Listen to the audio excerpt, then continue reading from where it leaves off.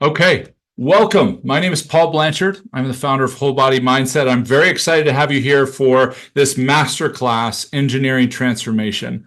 Now, a couple of things that I think are important to note is one, that the difference I find between a masterclass and a webinar is a masterclass here is definitely the class part of it. I want to be teaching you something. I want you to be able to walk away with very concrete ideas and concepts to go back and re-examine your life, your business, your relationships, look at things a little bit differently. Now, there's a lot of information in tonight's masterclass. Okay. So I would ask that, as with a webinar, that you look for just a couple of things that you really want to take away from this and really chew on, really dive into and consider in terms of shifting something or looking something a little bit different or expanding a few more of those 360 degrees we seek to have around everything that we do.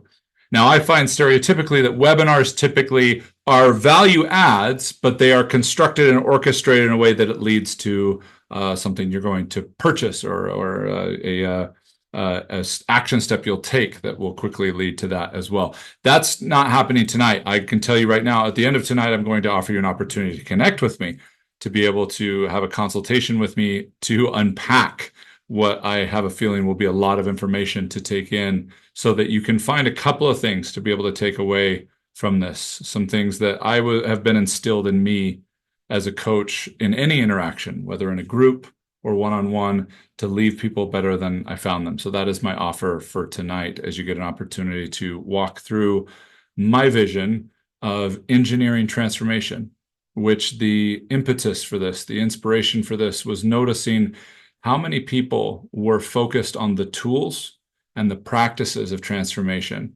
and they were missing the landscape. They were missing the adherence or the respect or the tracking or the awareness of the environment, the conditions, the stages, just to be able to track and navigate your journey in a particular area of transformation in your life. And I'm hoping that you'll get some things that can help you be a little bit more intentional with an area of your life or your world or your finances or your business that you'd like to transform. That is my hope. And I think I've got enough here this evening that we're going to go through in the next little less than an hour to be able to help you do that. So the other piece is, in webinars, you're usually going to get like, here's who this is for, here's who this is not for. And that's more grooming to get you to buy what's going to be offered at the end. So I'm not going to spend a lot of time on that. I'm just going to trust that you're here because you know me, or there's something I put in an email or social media that got you curious enough to at least start watching this. And hopefully I give you enough to continue watching it. So let's dive in. Okay. So first and foremost, I think the first place we're going to want to start, if we're talking about engineering transformation, is the definition of what is transformation. Now, keep in mind, I don't want to give you the definition of transformation empirically or universally. I want to give you my definition of transformation for the intention of this course, for the energy of this class. So this is not me trying to be an authority of language. This is merely establishing the intention of, when we talk about engineering transformation, this is what we are referring to, and this is what we're talking about. So first and foremost, we will start with the core of the word, which means to change the form or to move beyond the current form. That's what transformation etymologically means, to change or to move beyond.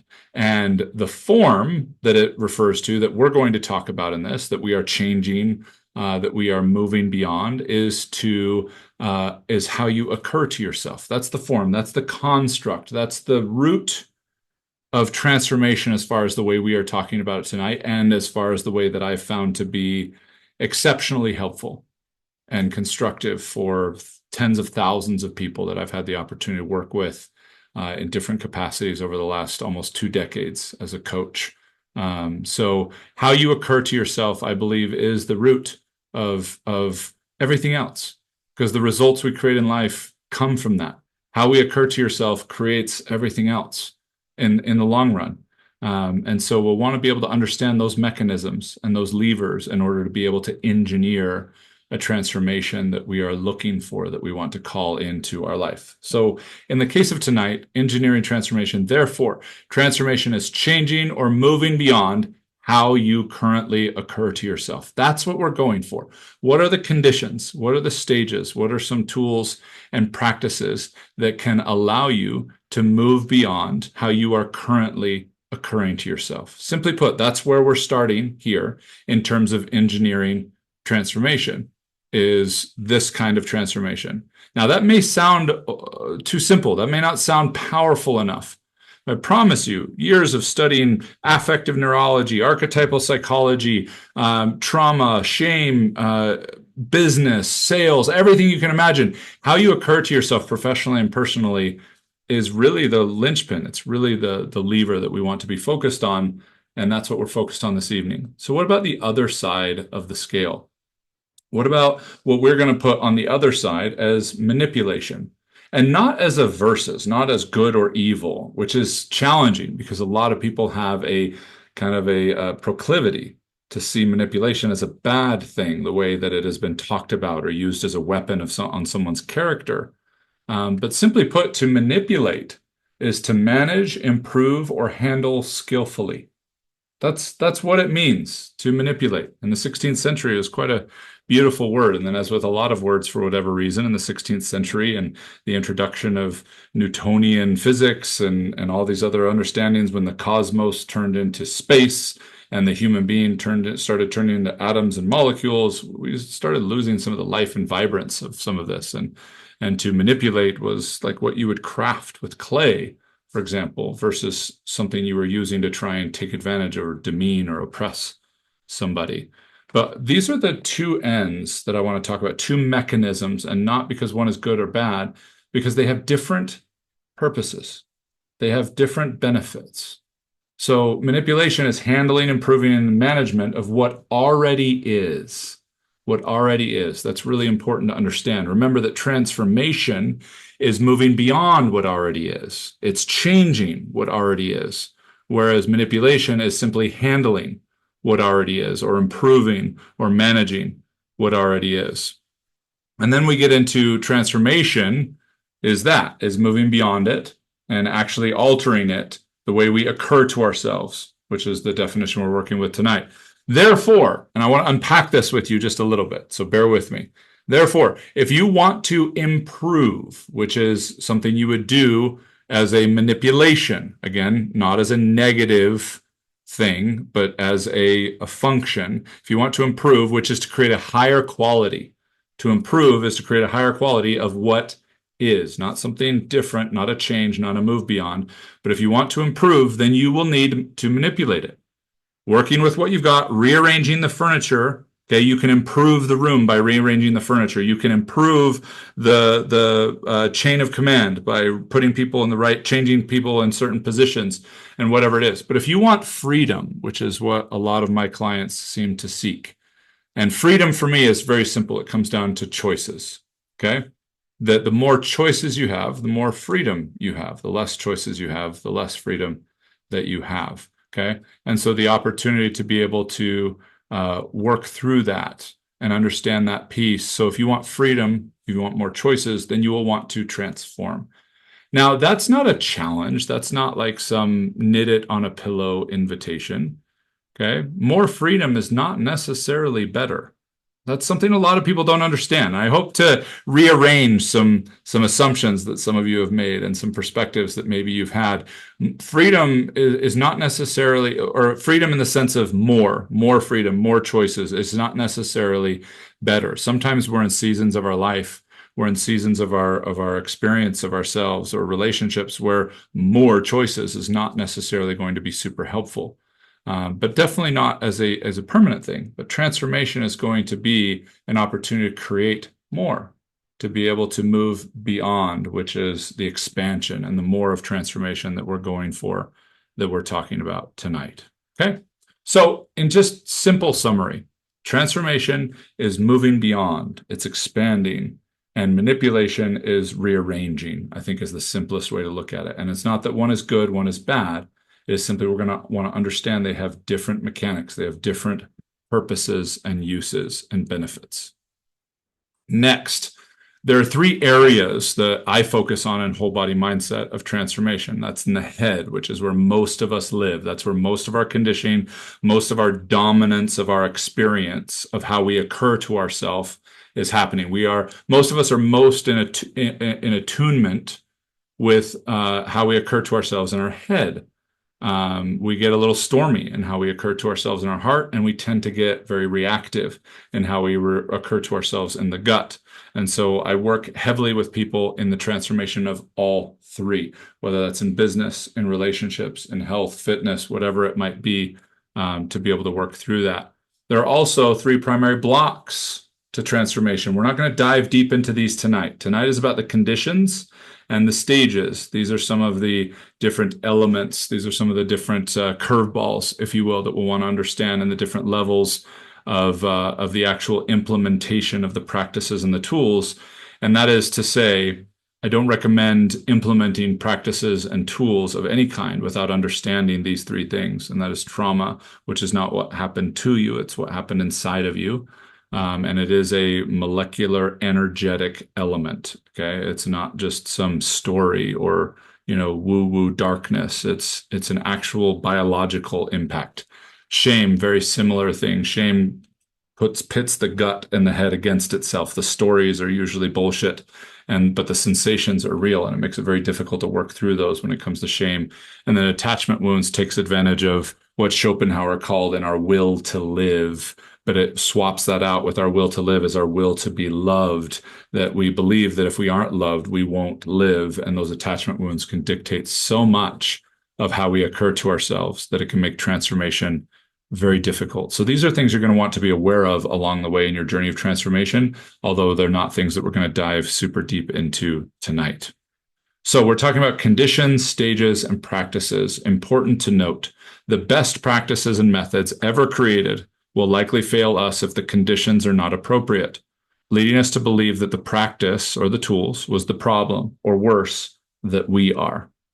This is something that really inspired me to want to teach this stuff, to share this stuff, because a lot of us are buying nice sports equipment. A lot of us are buying great kitchenware, but that doesn't make us a great athlete or a great chef. There are conditions, there are stages, there are things to understand, not just the tools and the practices to be able to implement. Now, first, we're going to dive into the 6 conditions for transformation. Before we do, let's just take a breath. Let's just take a pause, just noticing the pace of tonight as we're talking about, okay, we're engineering transformation. We're putting an emphasis on understanding the landscape tonight. This isn't about the sizzling, sexy, do this every morning and blah, blah, blah. I'm going to give you a little bit of that at the end. But I'm finding more and more that the less we understand about the landscape, the less we understand about the environment, the more we are at risk of failure and blaming the practices or blaming ourselves. So just taking a second to just settle in, whether there were some things said that flew over your head or some things said that just landed deep into your heart, just taking a moment, just allowing yourself to be here as we are going to step into the conditions, where I want to give you enough for tonight to be able to start looking at things a little bit differently, to be able to start navigating a little bit differently, considering things a little bit differently, being a little bit more aware, but hopefully not to drown anybody in this, because we could spend hours in any one of these areas. So the 6 conditions are simply access, fulfillment, disruption, barriers, resources, and acclimation. These are the 6 conditions that will be present in a sustainable and lasting transformation. Okay, very important to consider, and they are considered for tonight and delivered in tonight in a very deliberate order and sequence. You could argue the proper one, but I'm not a big fan of things like that. You're welcome to experiment as you will. I've found these to be, probably a better word, the most reliable sequence to use. Condition number 1. Access. This is the make or break condition, surprisingly. If you don't have this one, the rest of them they don't work, which makes sense. If you want to learn to fly a plane and you don't have access to a plane, if you want to learn to drive a car and you don't have access to a car, that would be a make or break. Favorite quote of mine, the only way to make sense out of change is to plunge into it, move with it, and join the dance, from the great Alan Watts. So let's talk about access, shall we? So we have different levels of access. Having an open mind is only part of the equation, okay? We're going to want to remember that, but it's also not, surprisingly, here's a misnomer. Having an open mind is not always the best mindset to have. Okay, if you'll notice here, the first mindset on the screen is a lockdown mindset. And here are some associated words with that might be kind of interesting to you. Okay, a lot of us might think, okay, a lockdown mindset is stuck, it's closed, it's stubborn, but it's also an important mindset to have for consistency, reliability, and endurance. When we are locked down on something, we will find greater ease in being consistent with something. When we are locked down with something, we will find greater ease in being reliable, okay? Greater ease in being in the endurance of it than we would if we were open, if we were looking all over the place, if we were bouncing around, as you'll see in some of the components of those other mindsets. So keep in mind, a lot of people will talk to you about a closed mind bad, open mind good. That's not necessarily true. It's about finding the appropriate mindset for the environment, the conditions, and the stages of transformation that you're in. That's important to remember. Because if you force yourself out of a lockdown mindset when it was the appropriate mindset to have at that stage of your life, that may be setting you up for forced, disruptive, and unhealthy experiences and revolting in your life rather than lasting transformation. Okay, then we have the cautious mindset, okay? The cautious mindset is reluctant, confused, conflicted, but it also has the ability to be careful and curious and considerate. I mean, it is willing to consider things. It doesn't feel like it has to decide right away, which can be a really beautiful place to be. It's kind of a medium. It's kind of a transition between the lockdown and the open. And you can transform. You can create significant transformation in a cautious mindset, but it will typically require either more time, more energy, more tools to be able to do so, because there's a little bit more friction, a little bit more dragging of your proverbial and intrinsic heels with a cautious mindset. And then, of course, finally, we have the open mindset, which on the other side of it, like how lockdown, we think stuck, closed, stubborn. We don't always think consistent, reliable, enduring. On the other side of the equation, we've got an open mindset, which is agile, flexible, experimental, but it's also disruptive, dangerous, and risky. Thus, one of the reasons why we don't necessarily always want to have a wide open mindset. We want to be able to track that. We want to be able to understand that. We want to be able to flow between these three so that when transformation shows up, something we want to pursue, we can do it intentionally and we can do it appropriately based on the conditions and the stages, rather than just trying to amplify and bolster up our willpower to force it to happen, which is violent and ultimately quite taxing and even, you could say, destructive. So keep that in mind. So these are the levels of access in terms of the first condition you want to consider for transformation. Now, what prevents transformation in a lockdown mindset? Let's look at a lockdown mindset from an antithetical, from an antagonistic standpoint. Like, how does it get in the way? How does it frustrate the process? Well, first and foremost, in a lockdown mindset, there's never enough. That's why we endure. That's why we find the next level of the tank in the race that we're running. I can do another mile, but it's never enough. That never enough works to our advantage when seeking endurance. That never enough seeks to our advantage with consistency, because we want consistency, not some finish line. We want to just keep going. And so never enough can help. It can certainly frustrate any of these as well, but it definitely frustrates the appropriate conditions for transformation. The next one is we're usually in a lockdown mindset seeking an exclusive, proprietary, and even totally unique way of doing things. This allows us to stay focused on the thing that we're doing. This is like the propaganda of our own mind that keeps us with that singular focus that at times is appropriate in your life, but is not conducive to transformation, which is a little hint if you haven't picked up on. Life is not about transforming all day, every day, all the time. That's not helpful either. But this is one way it can get in the way, is we start thinking that this is the only way. And this sneaks up on most people. Okay, so as you're listening to these, please do me a favor. and check in with the parts of you that would love to take some of these, especially the simple ones, for granted. To go, oh yeah, I definitely don't do that, or whatever it might be, or yeah, that's bad. Oh yeah, I definitely see other people. This friend of mine, they definitely no. That we all have the potential for all of these at any time, and we definitely have the potential for these to sneak up on us, for these to operate in the shadows. Another characteristic is that we work in extremes. Perfectionism is a sign of a lockdown mindset, even with good intentions, even with warm, cuddly intentions to never be good enough and to get everything perfect because we love them so much, or we're so passionate about what we're doing or whatever it is. When we work in extremes, in all or nothings, in push, push, push, drive, drive, drive because it's worth it, or whatever we want to justify, that is also an indication of a lockdown mindset and can be very frustrating if you think that that is the way to transformation. And then also, when we're in a lockdown mindset, we tend to focus on, and this is very subconscious, and some of us are very conscious of it in some of the work that we've done, but very subconsciously driven. We focus on our reticular activation center, focuses on people, literature, perspectives that only support a specific point of view that feels safe to us, because that's what we're locked down into, safety. In other words, we're locked down into familiarity. I remember when I heard the comfort zone referred to as the familiar zone, which made so much more sense because I had experienced plenty of comfort zones that weren't comfortable at all and seen that in other people. So when I started seeing is, oh, that's not because it's comfortable, it's because it's familiar. That's one of the things that a lockdown mindset will get fixated on. Let's look at the other side, though. What supports transformation with an open mindset? Some of these might be a little challenging to look at, to consider, to swallow, and that's okay. This is just an opportunity to see, I wonder if I'm making transformation more difficult than it needs to be. I wonder if I'm confusing things in my life that I thought I transformed that I actually manipulated, and not because that was bad, other than I will be expecting transformative results, transformative benefits, but I manipulated, so I'm not going to get those, and that alone can be frustrating.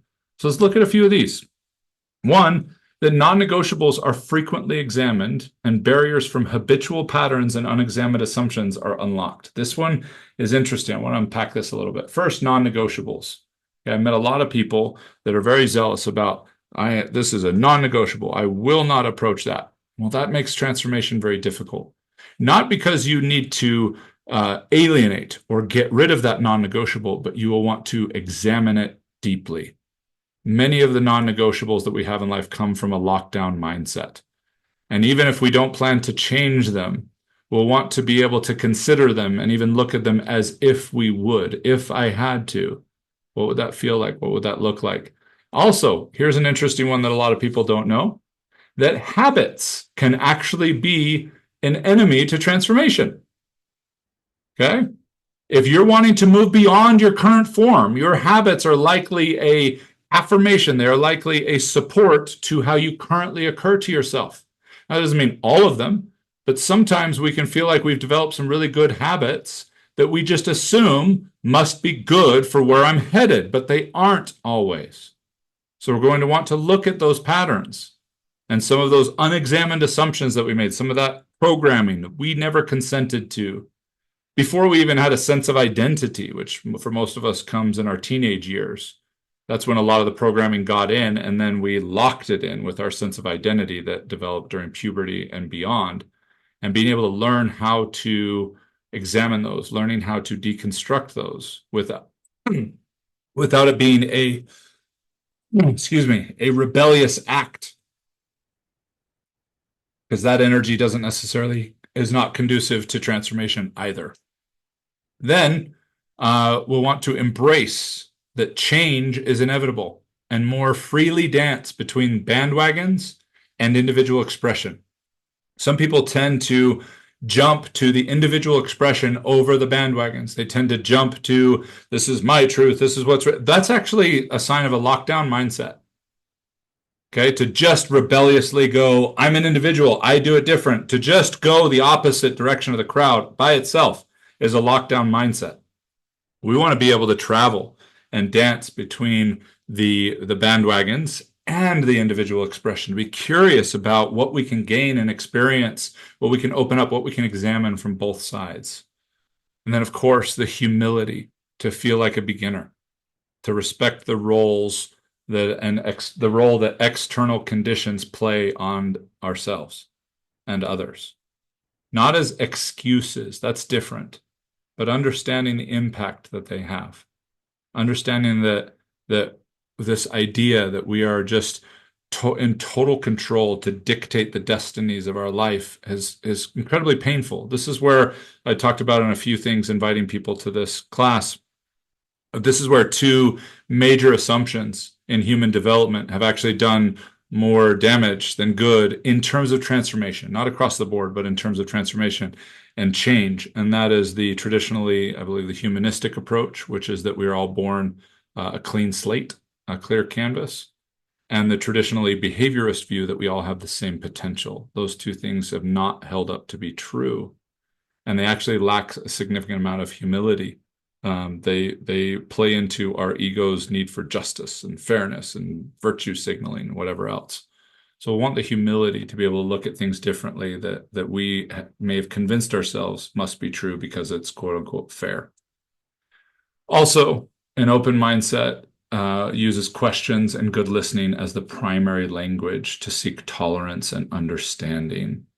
And the great use of questions is not necessarily to answer them, but to be in them, to consider them. So those are the primary elements of a lockdown mindset and an open mindset. Let's move to the next condition.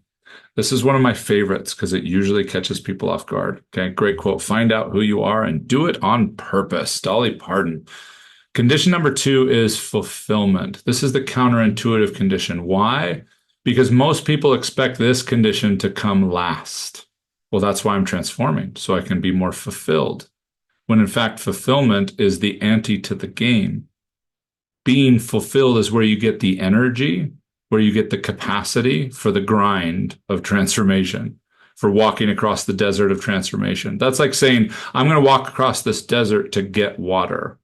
No, you're going to want to have water to be able to walk across the desert. And that's where condition 2 comes in, and where a lot of people fall short in not giving themselves the appropriate support and conditions for transformation, is starting with fulfillment.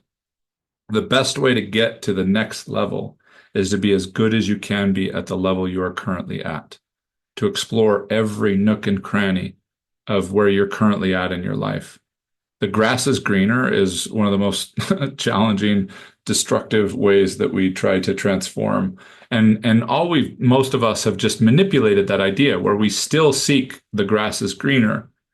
We've just created different words for it. We've rearranged it in our minds, but it's still this inherent drive to just rearrange the furniture rather than really thoroughly get to know the room and fall in love with the room. Because there's a part of us that believes if we really did that, we'd never get to leave. And that's the ego. That's some of the other parts of us that prevent, that's the lockdown, familiar zone mindset. So here is manipulation in terms of kind of a path, kind of a journey. So you are here, and here's your target or your goal. Simply put, you go get it. You have a linear manipulation. You rearrange things, move things out of your way, make things happen, and you accomplish that goal. You even break it down into steps so that it feels like it's one step at a time. You can really sustain it. You can really get there, but it is a manipulation. So you're going to battle the gravity of that linear pursuit, trying to pull you back into status quo, pull you back into how you naturally occur to yourself. Some people seem to enjoy a borderline sociopathic or maniacal relationship with themselves to make themselves fall in love with the target, even though constantly breaking down and burning out to end up back here, or at least working incredibly hard on fighting it. And it gets harder and harder the more goals you add and the further you try to manipulate this linear progression. So what's the alternative? What else could we do? Well, this is what I would recommend. This is what transformation looks like, granted in an oversimplified illustration.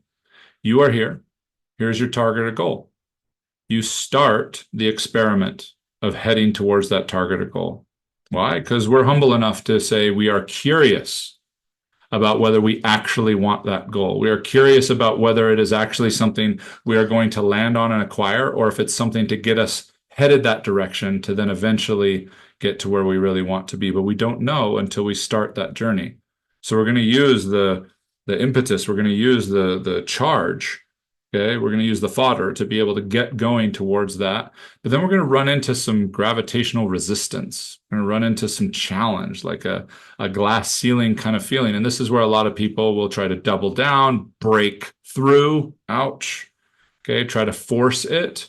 But this is actually the part where something in you is saying, hey, we're not manipulating ourselves to this target. We are expanding to be able to consume it. We're expanding so that the target or the goal we're looking to reach becomes a part of our natural territory. It's not something we manipulate and do. It is something we can acquire or choose because it's who we are. So we explore more of the territory. We fill in the 360 degrees. And you'll notice here it's not perfect, but we filled in a lot of it because there's a lot of ground to cover when you are on an expansive, transformative journey versus just this manipulative linear journey.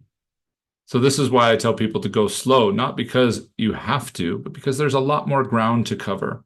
There's a lot more to explore inside of you and in your current frameworks and in the different areas and levels that I referred to earlier to be able to claim this territory, to expand into this. And then you take the next pursuit, the next stage. And then you run into the next area of tension and you fill that in. And then the next one, and you fill that one in. And when you've gotten there, your target and your goal now is on your property, so to speak. It is something you can choose. It is not something you have to chase. Your ability, your capacity, your spaciousness, it being safe to be in all of you gives you tremendous advantage to be able to acquire that goal, that target. Or maybe it ended up somewhere else. You actually wanted something else. There was a left-hand turn here. Oh, we actually don't want that business. We actually want to be a part of that cause or whatever. But the territory is expanded. So it's not an all or nothing proposition. And this is, hopefully you can see now, a slightly different understanding of fulfillment. You are fully filling this territory to claim all of it. And fulfilling this to claim all of it. That takes more time, but is way more rewarding. This concept right here is the reason I am way more in love with being capable than I am with being victorious. Victory is a temporary manipulation. Capability and capacity is transformation. Condition number 3, disruption, the storm. Okay, do not try to fix that which needs to break before it breaks you. This is actually written on a tiny little scroll for a necklace that a very dear friend of mine who's actually here tonight gave me. And it's one of my favorite quotes, and it can be a little jarring. So I want to read it again just so you can take it in. Do not try to fix that which needs to break before it breaks you. This refers to the rune in Nordic culture and what we would call modern day Viking culture, which is a more modern term. They didn't call themselves Vikings, but I'm a little touchy about that, or a little specific about that because that's my heritage, if you can't tell. And the opportunity to be able to understand that there are things that are supposed to fall apart. Break is a little violent, but you consider the culture that it came from. It makes a lot of sense. Okay. But there are things that are supposed to fall apart, and there are great things to be learned from those things. And this is the condition of disruption. There are 5 essential elements of disruption, because otherwise people can get into a reactive state in disruption. And reaction and transformation do not go well together, because a reaction is based on how you currently occur to yourself. A response is based on the more conscientious, expansive way of how you'd like to start occurring to yourself. And the 5 things are: 1, awareness. Duh. Okay. But it's one we often take for granted. Are we aware of what's being disrupted? Are we open to not us investigating why it's being disrupted, but being open to it showing us why, rather than us needing to go cynically or skeptically or Sherlock Holmes it with investigation? Turbulence is definitely an essential element. The boat will rock. That there will be a destabilization And oftentimes I've found this is a deeper part of us calling in something that we want more than what we thought we wanted. And this turbulence can feel like something is happening to us. And I'm a big believer that life doesn't happen to you, but I also don't subscribe to just it happens for you. I think it happens with you. And turbulence is going to be a part of that when the parts of you that seem to know a little bit more than our thinker brain are willing to call in some turbulence, some boat rocking to help us get recalibrated. Presence, I think, is one of the most important elements to all of transformation, let alone to the condition of disruption that is required to be able to transform, to be able to unlock the lockdown mindset, and to be present to that process, which can be challenging to do if we have an irritable, reactive tendency that continues to throw us back into how we currently occur to ourselves. Failure is actually an essential element of disruption. Failure is super important to experience, to feel. Now, failure itself is a word and a concept created by our neocortex, but it does create a platform to draw out sensations we'll want to be present to, that we are going to reorganize, that we are going to rearrange, and then be able to experiment and move and release into transformation, which requires patience. Now, patience is oftentimes our adjustment to getting to presence. Just like when you push on your brakes and it slows your vehicle down and there's that friction on the disc brake, on the brake pad, that is patience, that friction. But once you get to the natural pace of life, once you get to the natural rhythm of who you are and how you occur to yourself, then you are in presence. And then you don't need patience, because that's all patience is the friction of getting to presence, oftentimes because we've been trying to outrun it. We've been trying to get to the finish line and losing where we currently are, which is back to the fulfillment condition. So if you want to experience frustration, you'll have a sensation, you'll make a story about it, you'll react to it, which gives you an opportunity to create a solution and a fix, and then you're right back where you started, waiting for the next time that sensation comes up for you to write a story about it, to react to it, to fix it, to then go round and round and round and round. Disruption, you experience the sensation, and that's a broad term. You become present to it, and you find ways to feel it more fully, which actually allows you to release it. I don't believe that we can just cognitively let go of things. The body doesn't actually let go of things, but we can feel it fully, be present to it, and that's what allows us to occur to ourselves differently versus this occurring to ourselves the same way over and over and over again through a story, a reaction, and a fix. Condition number 4. How we doing? We good? We're about halfway through the 6 conditions. Hopefully you're getting some good pieces, some good insights, ahas, things to be able to take back to the laboratory of you and your life. So condition number 4 is barriers. And I think it's important to understand that the bigger the barriers, the better the questions you'll want to have. I love this quote by the author James Stevens. We get wise by asking questions, and even if these are not answered, we get wise, for a well-packed question carries its answer on its back as a snail carries its shell. I have found tremendous benefit in loosening my grip on trying to answer questions, and in fact find some of the greatest questions in the world being the ones that are not requiring of an answer, but to be considered and explored. So when we consider the barriers and the inquiries we'll want to make for them, we want to understand that there are 3 main types of barriers, and we can go really deep into this one. We're not going to tonight in barriers, this particular condition. We'd probably need several hours just for this one. This is where I work a lot with my clients in the heart and the gut and the head and trauma and shame and attachment wounds that are historic, that are generational, and that are currently occurring, currently being impacted and touched and irritated and wounded. These are the kind of barriers we'll want to consider. There's a lot of us that want to just approach the barriers that we think we currently have. And then we wonder what happened. We got broadsided by some historic barrier that we famously say, I thought I already got past that. I thought I already let that go. So keep in mind that when you're in transformation, this expansive process, this all-encompassing process, that you will likely be reaching different layers of historic barriers, generational barriers, and current barriers. So please be kind to you. Be compassionate as you find the pace that allows you to be able to track and name and expose and address each of these barriers as they come up. Deeper inquiries as we find these barriers and we want to explore and loosen the lockdown mindset with inquiries and questions. Here's some tips to help you do this even more effectively. Number one, ask questions the way a sonar maps the landscape. A sonar sends a sound signal out, and then it echoes off the landscape and comes back. Do that with your questions, questions that people ask of you, questions you ask of yourself. To ask the question and then let the sonar signal go out into the landscape of you. Okay, as you learn more about your own somatic access and your heart mind and your gut mind and your thinker mind, you'll allow it to echo into all of these and come back and to be curious about what comes back, especially the things that seem to be coloring a little outside the lines, because that's where your hints and clues and value is for changing the way you occur to yourself. You're going to hear first and foremost and the loudest when you ask yourself a question, how you currently occur to yourself.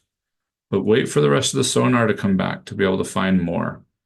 Consider the risks, the consequences, and the pain involved in any barrier. This is super important that you lay everything out. Not every barrier is meant to be overcome right now. In fact, some might take care of themselves with some orientation, some adjustment, some slight calibration in some other areas. But for whatever reason, some people just take pride in being like, barrier, pound through it. We're going to make it happen. We're going to lower our shoulder and barrel through all of these brick walls. And that's not necessarily a good ROI on your energy and your time, depending on the risks, the consequences, and the pain involved in any barrier. Consider it like a real estate deal. Like, lay it out. What are the risks, the consequences, and the pain in taking on this particular barrier right now? It may not be never, but it may be a not right now, which can actually potentially direct you to a more important transformation at this stage or this condition. Be as clear about what you are not willing to do as you are willing to do. This is very similar energy, and then people are like, I'm willing to do whatever it takes. I've heard so many clients, so many people that I've spoken to speak with that kind of language. And it is not only violent, it's abusive. To say to your body, to say to your soul that my result is more important than what you need, that I am willing to do whatever it takes before you've actually considered what that means. You won't even fully know what that means until you're on your way. So before you're on your way, be clear. It doesn't mean you can't evolve and adjust it along the way, but check in consistently what you're willing to not do so you can honor you and your boundaries, especially. Because any transformation sought and accomplished with self-abandonment is a torturous transformation. It never gets to feel like yours. It's usually a more compressed, more limited, and even a trapped kind of feeling that we create deep inside of ourselves.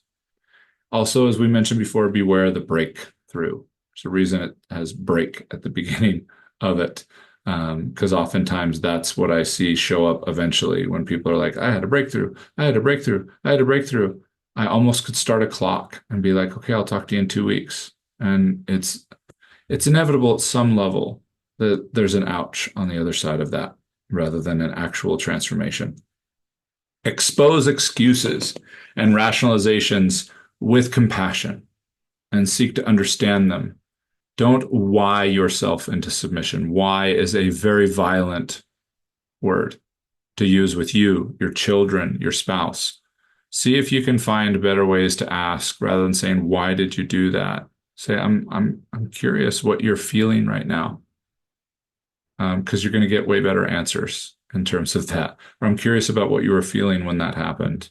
When we are asking ourselves, why do I keep doing that? Why can't I stop that? Why do I keep ending up here? Those are not productive questions for deep inquiry and overcoming barriers. Those are ways to abuse yourself into a temporarily manipulated state to convince yourself that your breakthrough gave you actual transformation. My apologies if that sounds a little harsh, but I mean it with all the love in the world because I've seen so many people in such painful situations because of that. Condition number 5, resources. Support is required. Another great author, Jackson Brown, Life is Slippery. Here, take my hand. We want resources. We want support. And usually, for most people, regardless of their state and how alone they might feel, there are usually more resources available than they realize, more support available than they realize. So I want to take you through just a few things. Here are some primary resources, some things you can kind of always count on. And they are in order of the things you can live the least amount of time without. Your greatest resource, your primary resource, is breath. Being able to breathe, learning to breathe your body and being able to be breathed by your body is incredibly important. It's a major resource and the quickest thing you can check in with at any given time when you are working through different challenging conditions and the long walk of transformation or challenge or climb or whatever you want to compare it to. The next one is hydration. A lot of people take this for granted, but it's really important to be able to make sure that you are hydrated. And that's not necessarily just water, it's minerals and electrolytes as well, keeping that in mind. Nourishment is really important. I'm not here to give you a lesson on what you should be nourishing yourself with, but the more connected you are, the more present you are in your transformation, and the more compassionate you are, the more access you will start to receive in being able to speak this language of the body of breath and hydration and nourishment. And it will start speaking back to you in more supportive ways for your transformation. It will have the fuel, it will have the energy, it will have the sustainability to be able to collaborate with you in your transformation.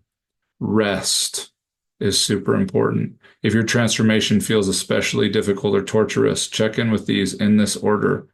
And check in with rest, check in with movement. These are all things that are essential for us to be able to stay alive, all of them. Okay, if we don't get rest, ouch, that could be really bad. If we don't get movement, you can shorten your life significantly. And these are all great things to check in with as your primary resources.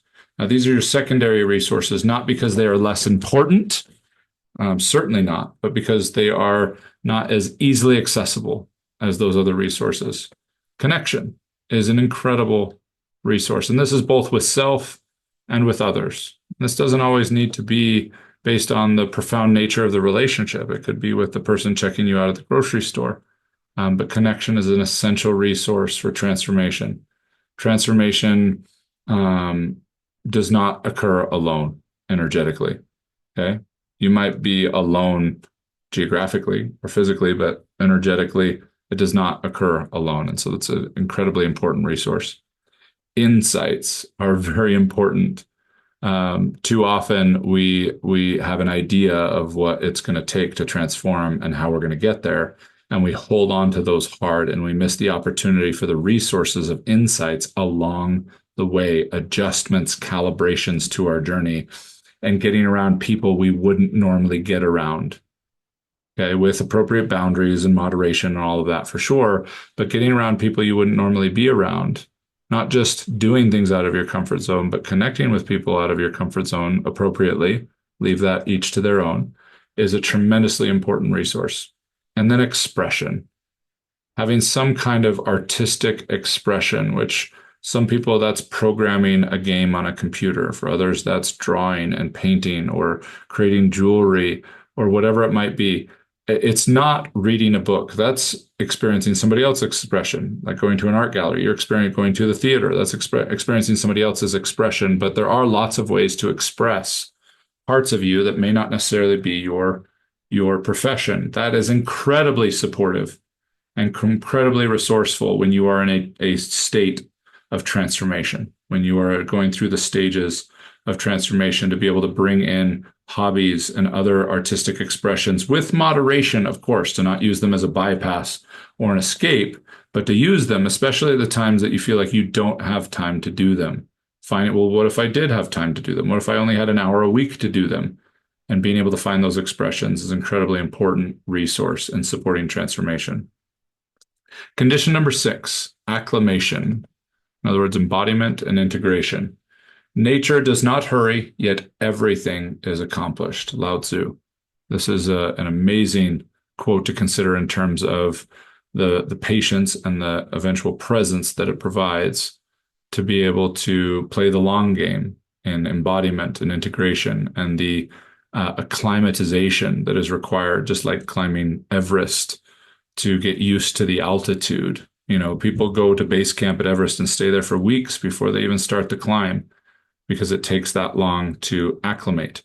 Now, when I was a power lifter, okay, I'd do a really heavy set. I remember one day deadlifting 605 pounds for, I think, 5 reps was the most I ever did with that weight.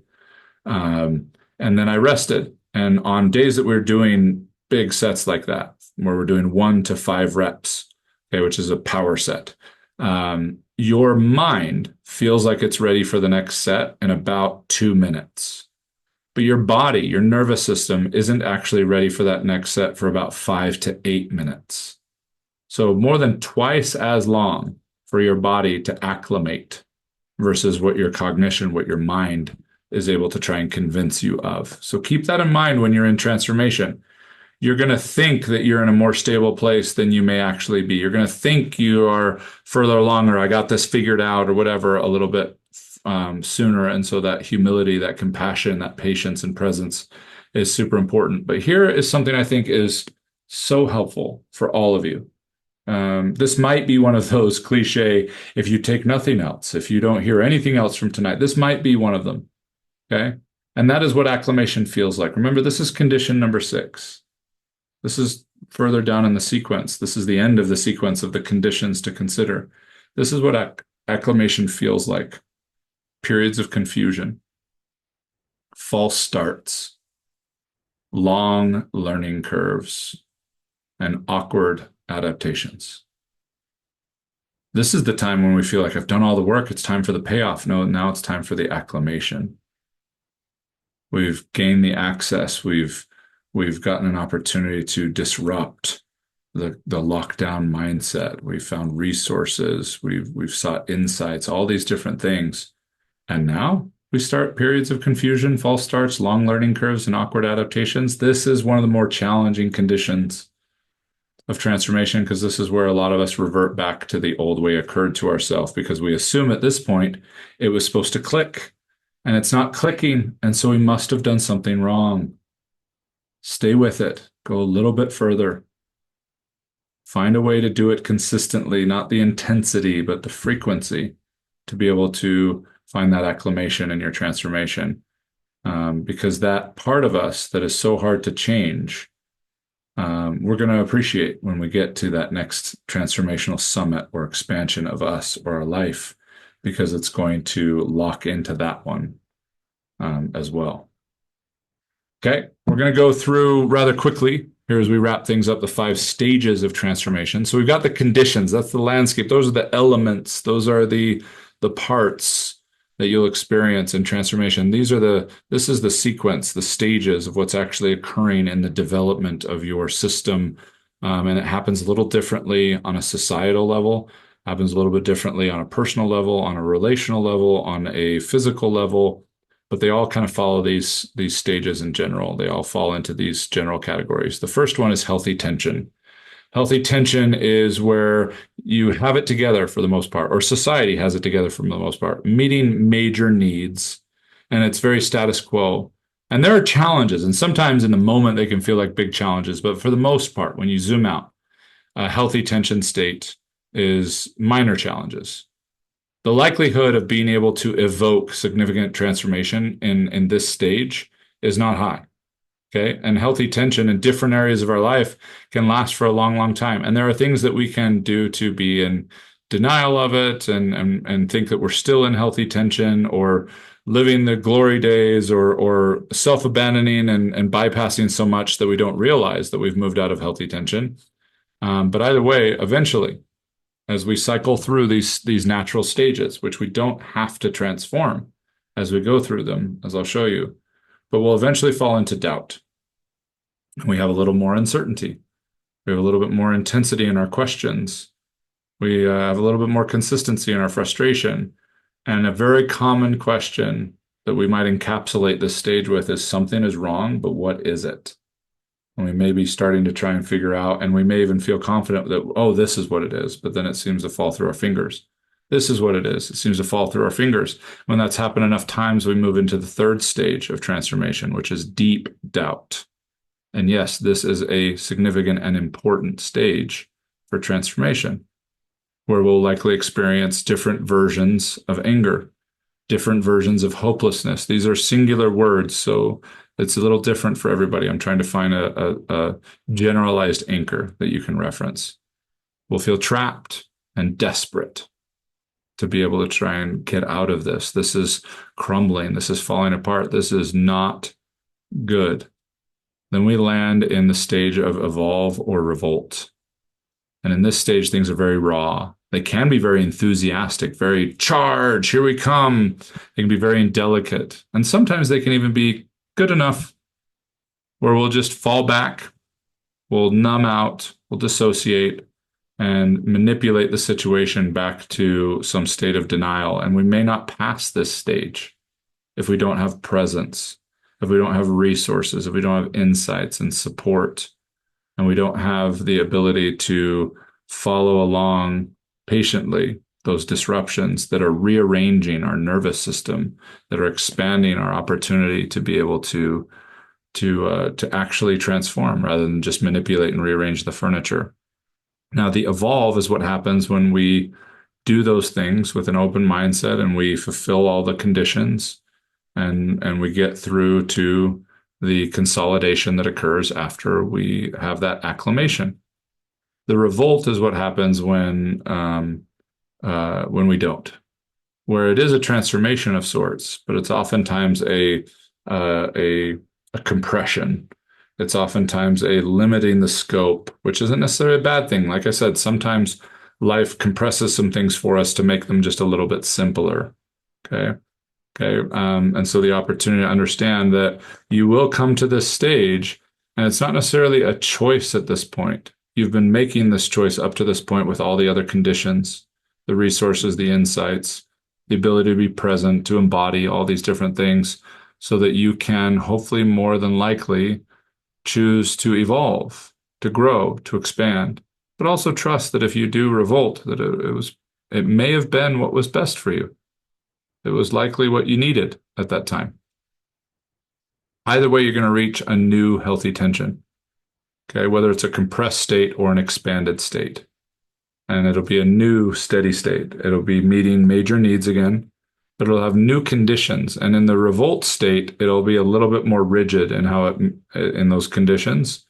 And in an evolved state, it'll be a little bit more pliable, a little bit more loose, and trusting is the word that's coming to mind in this moment energetically. But also have new challenges, new problems, regardless of whether it was revolt or evolve. There'll be new problems. That's one of the greatest challenges with transformation. We seek it as some solution to things in our life, but there isn't a solution in life that doesn't create more problems. So keep that in mind when we get into those things like joy in the journey and other things like this. Tools and practices. Again, this is where I believe people are really top heavy, and there's lots of gurus and influencers and teachers and coaches out there willing to offer you plenty of things and tools and practices. You probably have a lot of them. I have a plethora of tools and practices available, but I have little to no loyalty to any of them. They're available like the books in the Library of Congress, and you work with me, and I'm able to work with you to find what's going to make the most sense to support your original instructions, your actual desires, your unique experience here. One of the more reliable ones as kind of an anchor point, as a great foundational piece, is what I refer to as water, walk, and breathe.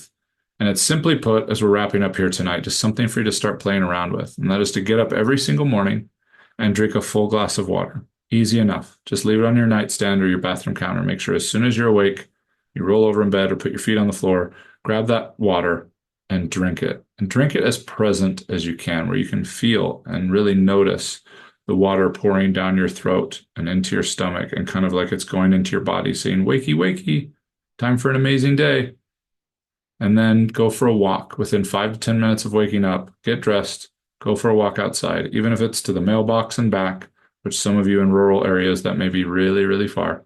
So it doesn't have to be a long walk. It can be around your living room if that's all you can do on any particular morning. But you're not listening to anything. You're not walking with a dog or another person. It's just you. Go for a walk, experiencing you, your feet on the ground, noticing where you are, orienting to the space. Then when you get back from your walk, breathe. Some kind of intentional breathing for a few minutes. And I've got a lot of different practices depending on what you want to accomplish, what you want to call in, what you're working through, the kind of resources you're looking for, whether you're in growth mode or you're in surrender mode or whatever, lots of different ways to bolt on different elements to water, walk, and breathe. There's even amazing things you can do with the water if you want to go down some of those rabbit holes. And there's great things you can do with the walk as well. But this is a great foundational tool and practice for you to use that is pretty sustainable. That even in a hurry, you could drink a glass of water in 30 seconds. You go for a walk for 2 minutes, breathe for 2 minutes. You're less than 5 minutes in. And I promise you, consistently, you do this and you'll have a better day than you would have otherwise. You will support the capacities and the fulfillment of the current levels that you're at to hopefully create a greater ability, a greater capacity and patience and presence to actually create transformation in your life. Last thing I want to share is be careful to not try and transform your whole life. I don't believe we were meant to do that. I believe transformation is supposed to be in certain areas. Sometimes those can have domino effects, ripple effects for sure. But try to keep that simple too. Transforming a small part, transforming, the way you feel about your job, transforming how you approach money when it comes to one particular part of it, rather than trying to transform the whole thing. Transform your relationship with savings or your relationship with whatever. Okay. Just find a part and then let that build up on itself rather than trying to transform everything. So if you'd like to connect, I'd love to offer you 1 hour to unpack your conditions, your desires, and the tools that can help you get there. All you got to do is go to wholebodymindset.com/consult as a thank you for listening to this, going through this, hopefully getting value from this. I'd be happy to spend a little bit of time understanding the complexities of some of what was talked about, the amount of information that was here to be able to help you unpack some of this. And as I mentioned at the very beginning, leave you better than I found you. So thank you so much for being here. Thank you so much for listening, for your attention, for the opportunity to walk you through some information and some pieces and elements that are super important to me and that I think get underestimated a lot, get taken for granted a lot when it comes to transformation, when it comes to improving your life. So again, thank you for being here and have a great night.